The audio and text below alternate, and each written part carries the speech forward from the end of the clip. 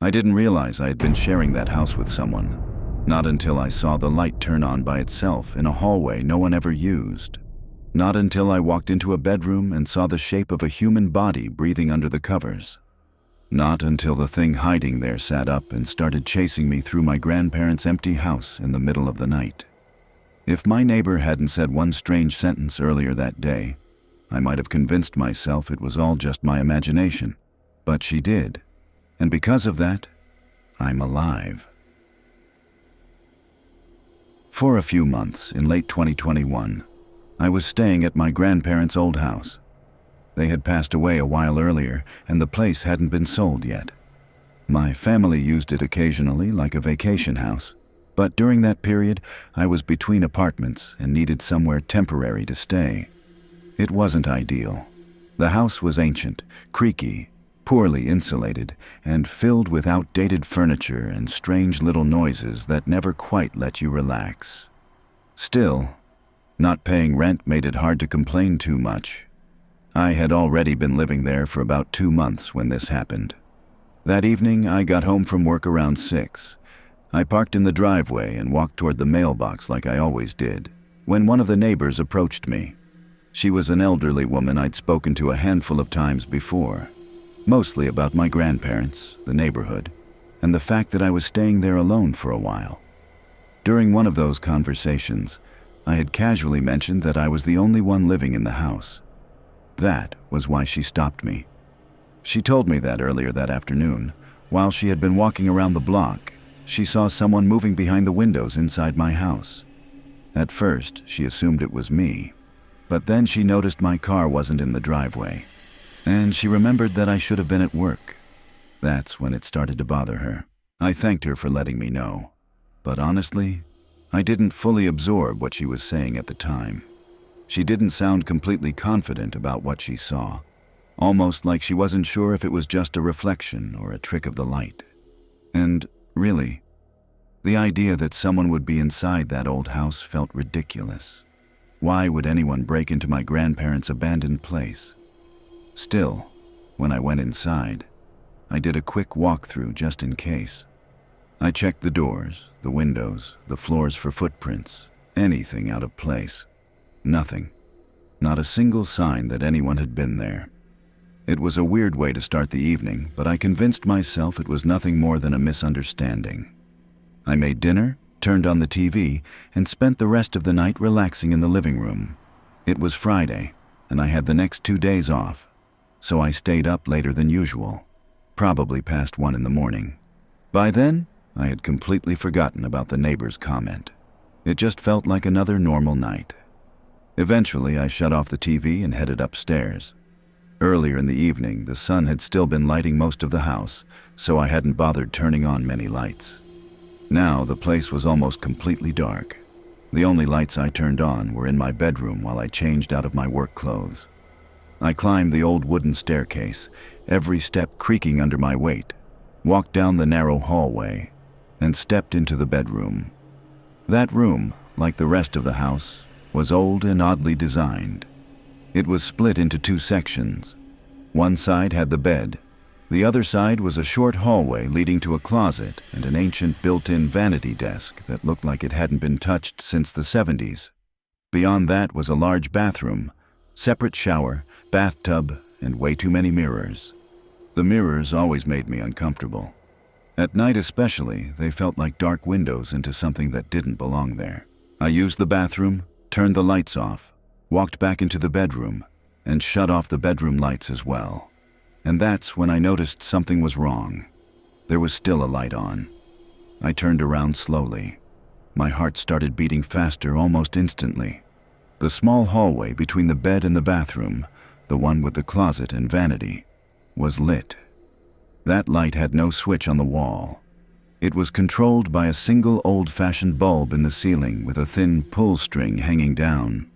You had to physically pull the string to turn it on or off.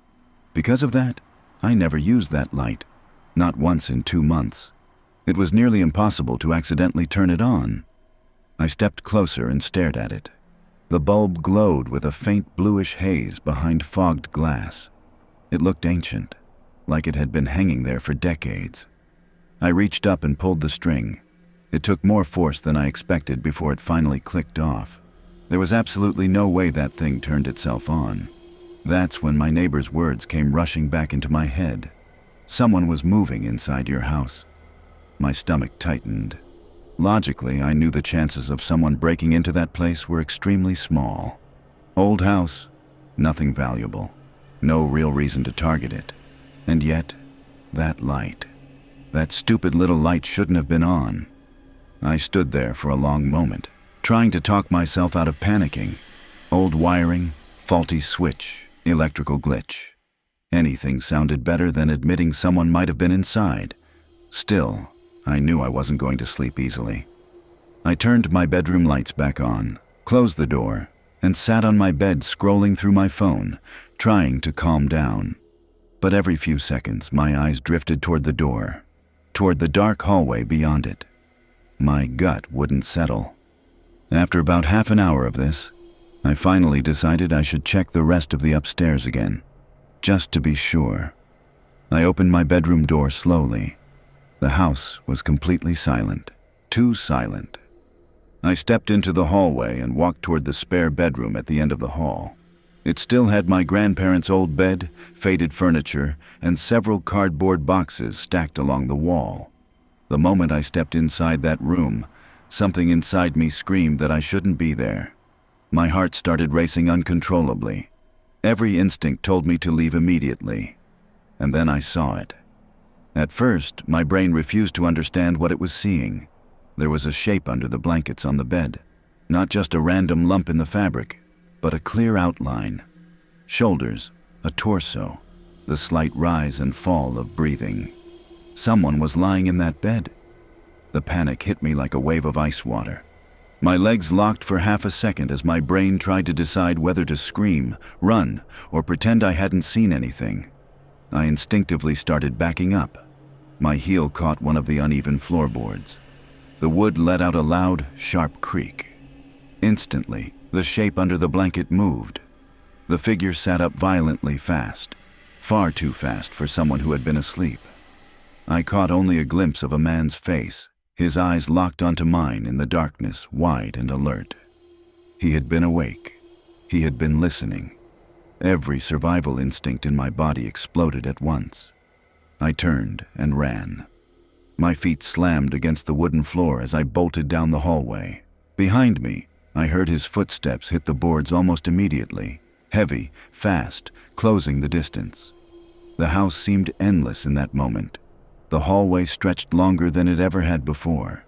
My lungs burned. My heart hammered so hard it felt like it might tear out of my chest. I flew down the stairs, nearly slipping on the last step, and burst through the front door without even bothering to shut it behind me. Cold night air hit my face like a shock. I sprinted down the road toward my neighbor's house, the same woman who had warned me earlier. I didn't dare look back. I pounded on her door like a maniac. She opened it only a crack at first, but the moment she saw my face, pale, shaking, breathless, she pulled the door open and dragged me inside. She called the police immediately. I stood there trembling, barely able to explain what had just happened. My mind kept replaying the image of that figure sitting up in the bed, the way his eyes had locked onto mine like a predator realizing it had been discovered. The police arrived surprisingly fast, maybe 10 minutes later. They searched the house thoroughly, every room, every closet, the basement, the yard. He was gone. No signs of forced entry, no stolen valuables, no fingerprints they could easily find. Nothing. In the weeks that followed, my parents helped inventory everything they could remember being in the house. Valuables, electronics, personal items. Nothing important was missing. That's what made everything so much worse. If he wasn't there to steal, then why was he there? Some people suggested he might have been squatting in the house, living there secretly, assuming nobody stayed there regularly. But that explanation never sat right with me. I had been living there for 2 months. My car was always parked outside. Lights were on at night. Food disappeared from the fridge. The TV was used almost every evening.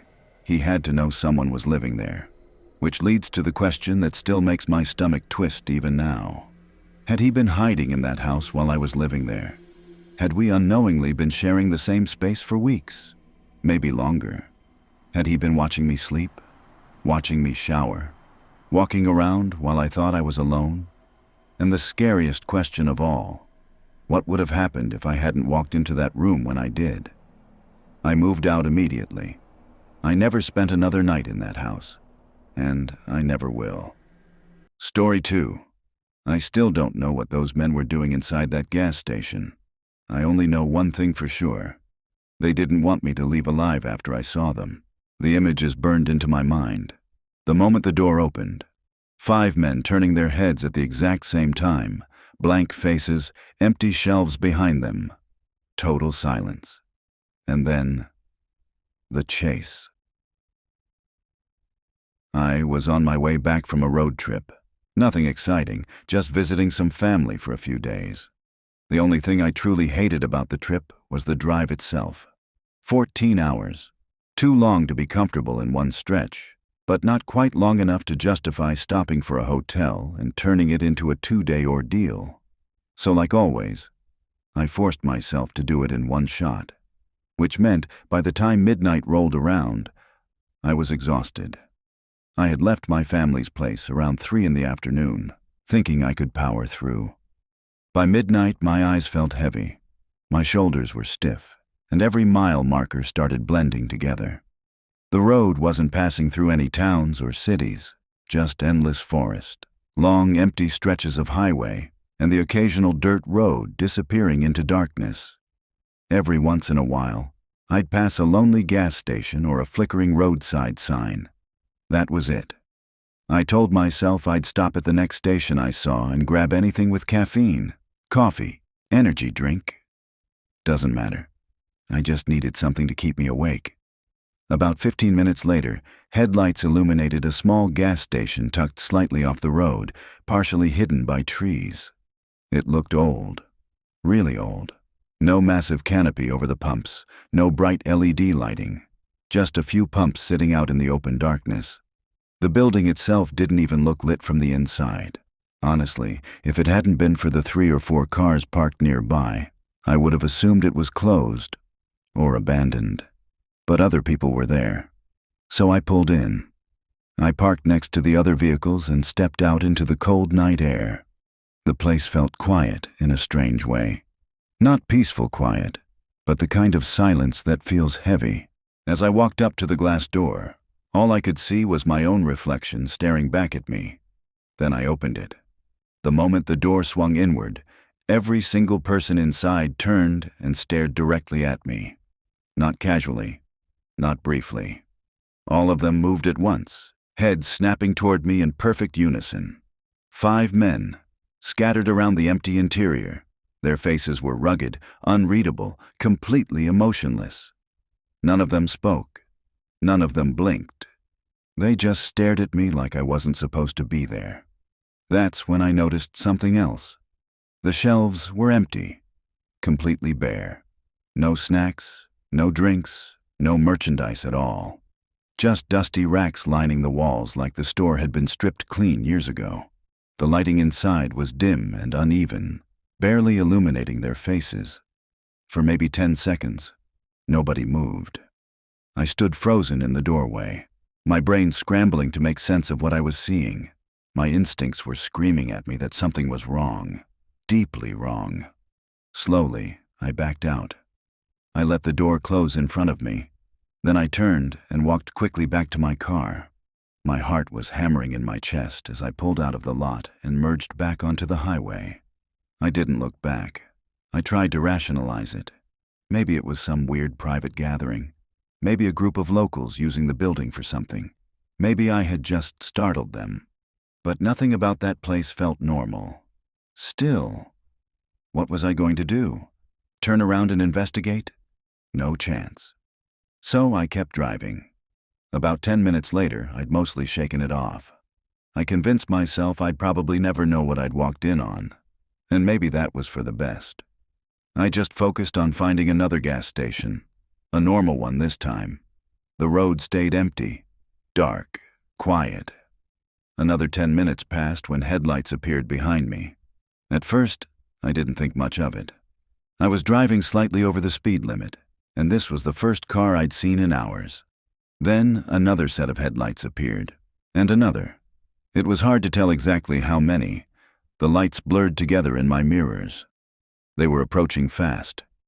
I moved into the right lane to let them pass. The first car sped past me, then suddenly merged directly in front of me. I had already started slowing down slightly, but I wasn't prepared for what happened next. The car slammed on its brakes. Hard. I nearly had a heart attack as I slammed my own brakes and swerved, barely avoiding smashing into their bumper. My car skidded slightly sideways before stopping just a few feet behind them. My hands were shaking on the steering wheel. That's when realization hit me like ice water. I recognized the car. It was one of the vehicles from the gas station. I glanced into my mirrors. Another car had stopped directly behind me. A third pulled up beside my driver's door. Doors opened.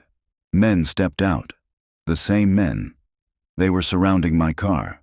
For half a second, my brain completely locked up. 3 cars boxed me in. One in front, one behind, one beside me. The headlights burned into my mirrors and windows, making it hard to see their faces clearly.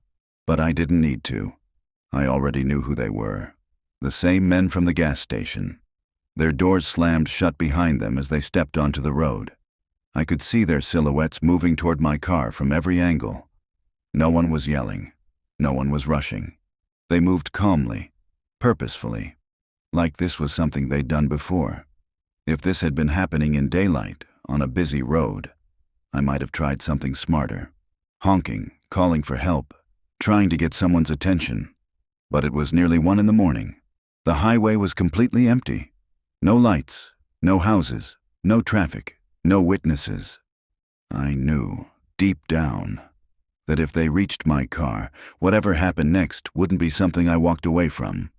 I didn't hesitate anymore. I slammed the steering wheel hard to the right and drove off the road straight into the trees. Branches scraped violently across my car.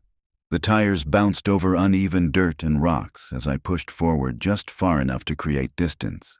Then I grabbed my phone, threw my door open, and ran. I sprinted into the forest. The darkness swallowed me almost instantly. Even a few steps away from the road, there was barely any light at all. The trees closed in around me, and the ground was uneven, roots and fallen branches grabbing at my feet.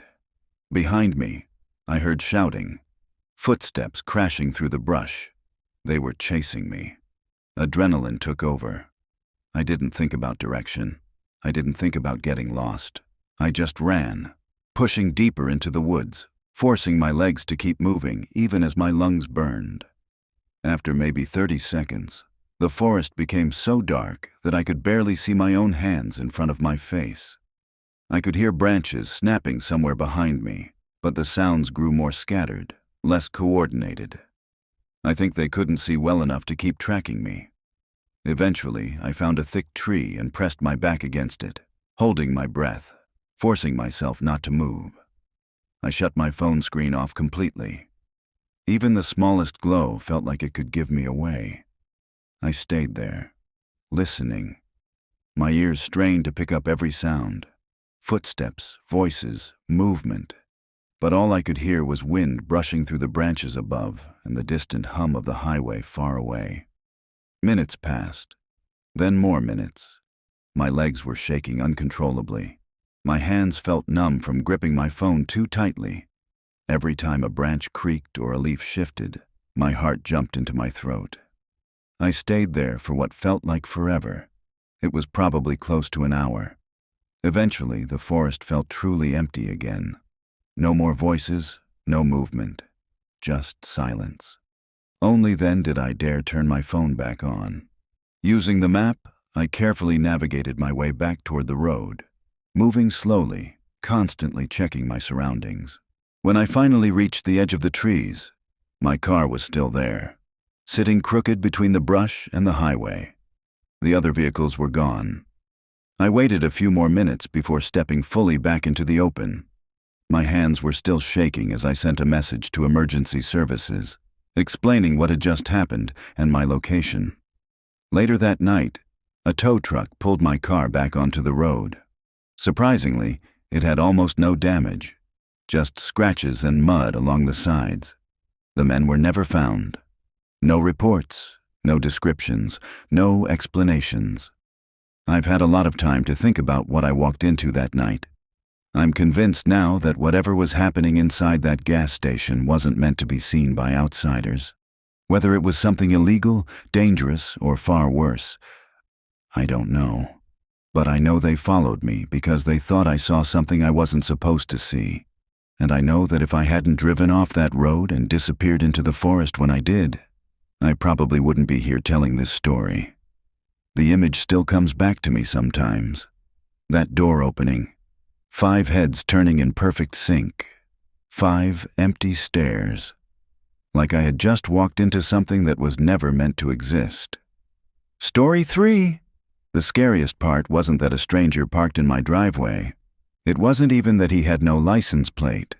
The scariest part was realizing he had already been inside my house, touching my things, learning my name, while I was sitting just a few feet away, completely unaware. I'm writing this while the memory is still fresh, because it only happened a few days ago. The details are burned into my mind in a way I don't think will ever fade. I had Tuesday and Wednesday off work that week. No plans, no responsibilities. Just staying home, relaxing, enjoying the quiet of having the place to myself. On Tuesday night, I decided to order food instead of cooking. Nothing fancy. I opened DoorDash, picked a random place that was still open, and ordered a small meal. The app said the delivery would take about 45 minutes. I stayed in the living room watching YouTube on the TV, scrolling on my phone, killing time. Everything felt completely normal. About 45 minutes later, I stood up casually and glanced out the front window. I didn't even know why. I could have just checked the app. But something made me look. There was a car parked in my driveway. My stomach tightened immediately. I grabbed my phone and checked the DoorDash map. The driver was still 10 minutes away, so whoever that car belonged to wasn't my delivery. I'm not confrontational. I'm not the type to walk outside and ask strangers what they're doing on my property. I told myself it was probably someone who pulled into the wrong driveway and would realize their mistake and leave any second. I went back to the couch, but every couple of minutes I found myself standing up and checking the window again. The car didn't move. When the DoorDash driver finally arrived, the strange car was still sitting there. I couldn't really see inside it from my window. The reflections and darkness made it hard to tell if anyone was inside. When I answered the door for my food, I asked the driver if he had noticed anyone in the car. He said, yeah, there was some guy sitting in the driver's seat, but I didn't really look too hard. That answer made my skin crawl. I thanked him, took my food, and watched him drive away. The other car stayed exactly where it was. My appetite was gone. I kept telling myself to go outside and check on it. Maybe write down the plate number, maybe scare the guy off. But fear kept me frozen. 5 minutes later, while I was still sitting there pretending to eat, there was a knock at the door. I jumped so hard my heart felt like it slammed into my throat. I stood there staring at the door, barely breathing, listening for any sound on the porch. After almost a full minute, I slowly walked over and peeked through the window. No one was there, but the car was still parked in the driveway. I took a shaky breath and opened the door. The night was quiet, dark, still. I stepped onto the porch and looked around, then walked down the driveway toward the car. When I looked through the driver's side window, the seat was empty. Whoever had been sitting there was gone. A cold wave ran through my entire body. I walked to the back of the car to get the license plate. And that's when my fear turned into something heavier and darker. There was no license plate. Nothing. Just bare metal. That wasn't an accident. That felt deliberate. I backed away from the car and headed back toward my front door, my instincts screaming that something was seriously wrong and that I needed to call the police immediately. I stepped inside and closed the door behind me. And that's when the atmosphere changed. The house was silent, but not empty. It's hard to explain, but my body picked up on something my mind hadn't yet processed. The air felt wrong, heavy, like someone else was breathing the same space. I walked into the living room. My phone was gone. I had left it on the couch only minutes earlier. Fear shot through my entire body like electricity. Before I could even react, I heard the slow creak of a door hinge opening somewhere inside the house. Then quiet footsteps, slow, careful. They moved down the hallway toward the front door and stopped just before the corner. Someone was standing there, waiting. I knew instantly that if I tried to run toward the front door, I would run straight into him. My body locked up. My mind raced through every possible escape route. No matter what direction I chose, I would have to pass the hallway where I knew he was hiding. I stood frozen for what felt like forever. Then panic took over. I moved as quietly as I could toward the opposite side of the house, controlling my breathing, every muscle tense and ready to explode into motion. I hesitated for just a second, fear almost paralyzing me completely. Then I sprinted. I ran full speed toward the back door, unlocked it, and burst outside. As my foot hit the ground, I heard a voice behind me. He called my name, not just my first name, my full name. The shock of hearing it made me instinctively turn around. He was charging toward the door. I could see most of his face now. A stranger. Someone I had never seen before in my life. I turned and ran. Behind my house was nothing but open neighborhood streets. No woods, no places to hide, just long stretches of sidewalk and dark houses. I could hear him chasing me. My lungs burned as I ran past one row of houses, then another. I kept going, hoping desperately that a car would pass or a light would turn on. Anything, anyone. After several terrifying minutes, I looked back. He was gone. It still took a long time before I found someone willing to help me call the police. By the time officers arrived, the man had already fled in his car. We tried tracking my phone, but he had tossed it into my front yard before leaving, making it impossible to trace him. If this had been a normal break-in, maybe I'd feel different. But this wasn't about stealing. This was about me. He knew my full name. He knew where I lived. He had already been inside my home without me knowing. There's no way to know how long he had been watching me, or what he planned to do if I hadn't escaped when I did.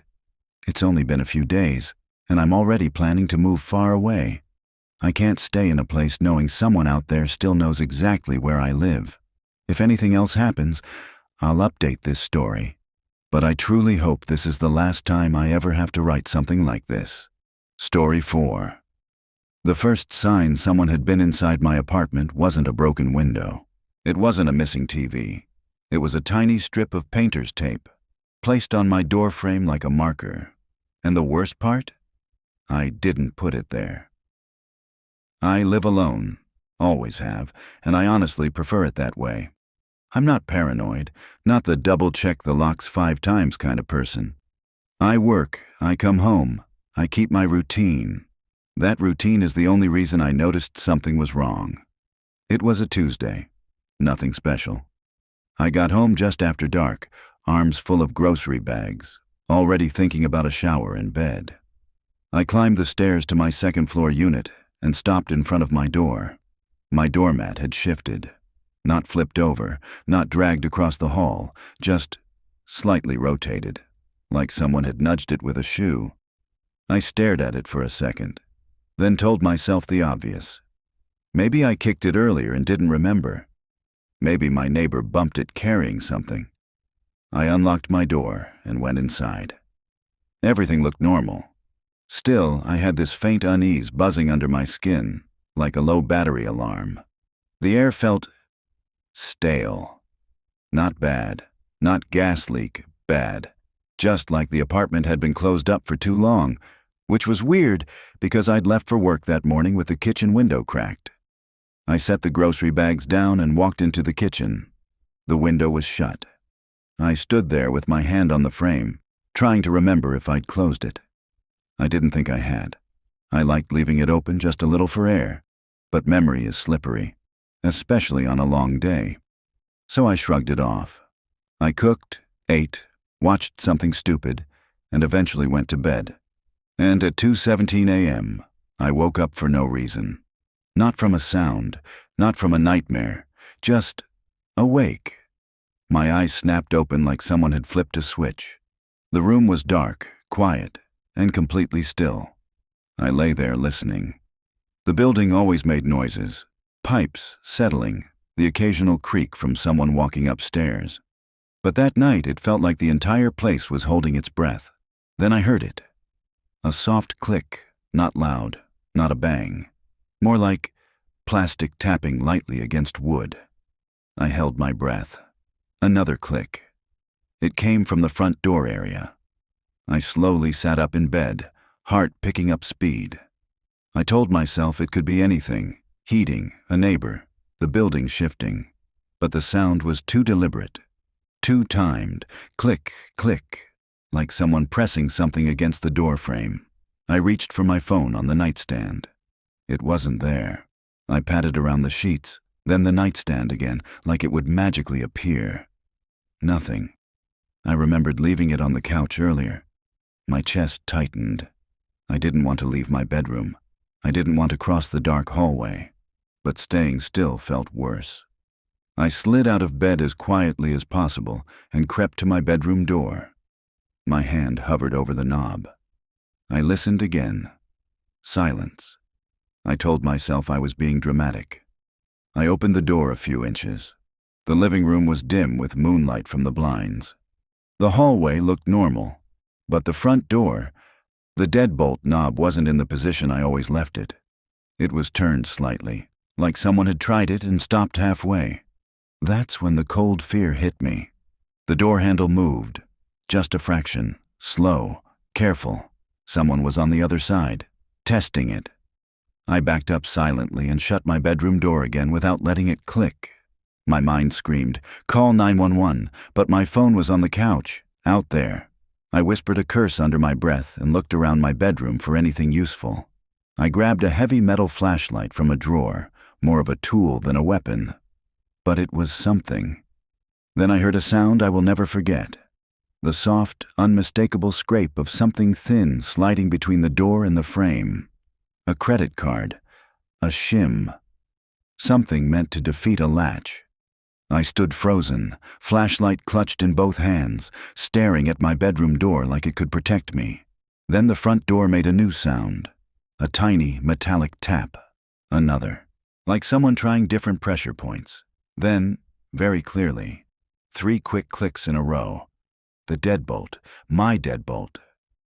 Someone was unlocking it. I didn't understand how. I still don't. I hadn't given anyone a key. Maintenance needed notice to enter. My landlord didn't have a reason to be there at 2 in the morning. But the deadbolt turned. I heard it. I heard the lock release. And then the front door opened. Not all at once. Just an inch. 2 inches. Like whoever it was didn't want the hinges to creak. I realized something in that moment that made my stomach drop even further. They weren't rushing. They were calm. They had done this before. Footsteps entered the apartment. Soft, controlled, barely lifting off the floor. They moved into the living room and stopped. Silence. I was sure they were listening, trying to locate me by sound, trying to hear breathing. I forced myself to breathe through my nose. Silent. Shallow. A minute passed. Then another. Then I heard a faint, almost cheerful sound. A tiny sniff, like someone smelling the air. Then a whisper. So quiet I wasn't even sure it was real. "Hello?" I clamped a hand over my mouth. The voice wasn't angry. It wasn't threatening. It sounded patient, like this was a game. I realized my bedroom door had a small gap at the bottom, just enough to see the hall floor. A shadow moved across it, slowly. Stopping right outside my room, I could see the outline of shoes. Whoever it was stood there for a long time without moving. Then the doorknob turned. My bedroom door didn't open, because I locked it every night without thinking. But whoever it was didn't react like someone surprised. They tried again, gently. Then they stopped. And I heard something else. The soft crinkle of tape. Painter's tape. A strip being peeled from a roll. I didn't understand what they were doing until the next sound. Click. A tiny tap against wood, right near the top of my door frame. They were marking something. They were leaving a signal. A code. The kind you use if you plan to come back. The footsteps moved away, back toward the living room. I waited, trembling, not daring to move. Then I heard the front door close again, still slow, still controlled. And then, for a moment, nothing. I counted in my head. 10 seconds, 20, 30. I couldn't hear them anymore. But I didn't believe they were gone. Not yet. I stayed where I was for what felt like forever, gripping the flashlight until my hands hurt. Finally, I made a decision. If my phone was on the couch, I had to get it. I couldn't stay trapped in my room hoping this person wouldn't return. I cracked the bedroom door open and peeked out. The apartment was dark and still. No movement, no breathing sounds. I crept into the hallway and stepped into the living room. My phone was on the couch, right where I left it. But something had changed. It was flipped face down. I never leave it face down. A chill slid up my spine. I picked it up fast. The screen lit. No signal, no service. Which made no sense. I always have service in my apartment. Then I noticed the Wi-Fi router on the shelf. The power light was off. Someone had unplugged it. They didn't want me calling. I forced myself not to panic. I moved toward the kitchen window, the one I always left cracked.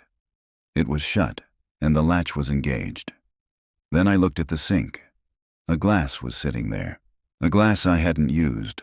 It was wet inside, like someone had taken a sip and set it down. My stomach turned. They had been comfortable enough to drink water. They had been comfortable enough to wait. That's when I saw it. On the wall near the front door, just above the light switch, a tiny strip of painter's tape, almost invisible in the dark. A marker. I walked closer, staring. The tape wasn't random. It was folded in a specific way, like a tiny flag, a signal meant for someone else, or for the person who placed it. My phone buzzed suddenly. One bar of service flickered on. Just one. I didn't waste time. I dialed 911. As soon as the call connected, the service dropped again, but it was enough. I whispered my address. Told them someone was inside my apartment and I didn't know if they'd left. The operator kept telling me to stay on the line, but the call cut out. I didn't stop moving. I grabbed my keys, snatched my jacket off the chair, and got to the front door. My hand froze over the deadbolt. It wasn't locked. It was in the unlocked position. I hadn't touched it. I opened the door and stepped into the hallway. And the moment I did, I felt it, that sensation you get when you're being watched from behind. I turned my head slowly. At the far end of the hallway, by the stairwell door, someone stood half in shadow, not moving, just watching. We were maybe 40 feet apart. I couldn't see his face clearly, but I could see enough. A man, average height, hoodie up, hands in pockets like he was waiting for a bus. He tilted his head slightly, like he was curious. Then he took one step forward. I slammed my door shut and locked it, hands shaking so hard I fumbled the deadbolt twice. I backed away from the door, grabbed my flashlight again, and stood in the living room trying not to collapse. Minutes later, I heard footsteps in the hall, then voices, then a knock, hard, official. "Police!" I almost cried from relief. When they came in, they checked every room, every closet, every window. They didn't find him. But they did find something that made the officer's expression change immediately. A tiny strip of painter's tape on the inside of my front door frame, right at eye level. The officer pointed at it and said, "This isn't yours, is it?" I shook my head. He peeled it off carefully with a gloved hand.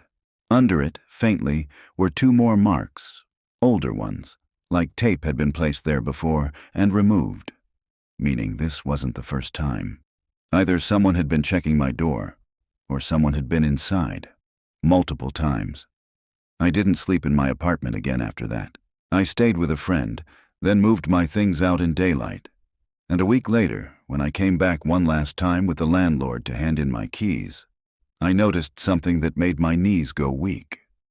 Across the hall, on my neighbor's door frame, a tiny, folded strip of painter's tape. The same exact kind. The same exact fold. Like a flag, like a marker. And suddenly I understood. Whoever did this wasn't just watching me.